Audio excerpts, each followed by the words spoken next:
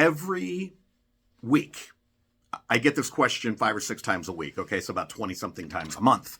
Can CBD help me to stop smoking? I have a lot of people coming in and asking that question. Well, researchers have found that CBD does indeed help with nicotine addiction. So nicotine addiction is called something a little more technical. If we look at the DSM-5, we are actually calling nicotine addiction tobacco use disorder. Okay, what is it? It's a very serious, life-threatening condition that affects millions of Americans and millions of other people around the world.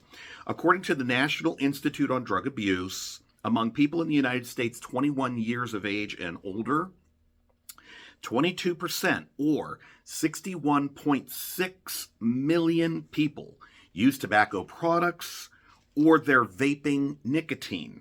Okay, although there are nicotine replacement medicines out there, as well as other methods, therapy and whatnot, counseling, used to quit smoking, researchers are taking a very serious look at the impact that CBD may have on reducing smoking or complete cessation of tobacco and nicotine use. And the results are pretty impressive.